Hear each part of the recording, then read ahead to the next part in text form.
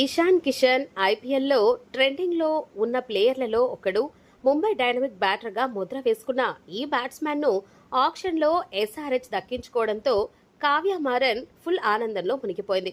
అది చూసి SRH fans కూడా హ్యాపీగా ఫీల్ అయ్యారు. ఇక్కడి వరకు బానే ఉంది. అసలు సమస్య ఇక్కడే మొదలైంది.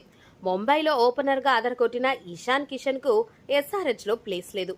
ఆల్రెడీ ఎస్ఆర్హెచ్ ఓపెనింగ్ జోడీ ఎంత వివాదాస్పదం సృష్టించిందో చెప్పనవసరం లేదు.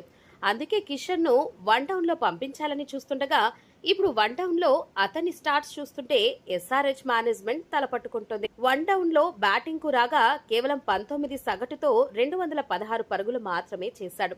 4వ స్థానంలో 22 సగటుతో 583 పరుగులు చేశాడు. ఓపెనర్లుగా ట్రావిస్ హెడ్, అభిషేక్ శర్మల జోడీ గత సీజన్లో లాంటి విన్యాసాలు చేసిందో ప్రత్యేకంగా చెప్పనవసరం లేదు. ఒక పవర్ ప్లేలోనే ప్రత్యర్థి బౌలర్లపై విరుచుకుపడి ఆడేవారు.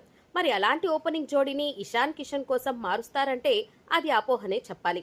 అయితే ఈ ఐపీఎల్లో ఇషాన్ ను ఎక్కడ ఆడిస్తారు అని ప్రశ్న ఇప్పుడు సన్ రైజర్స్ కు ఎదురైంది.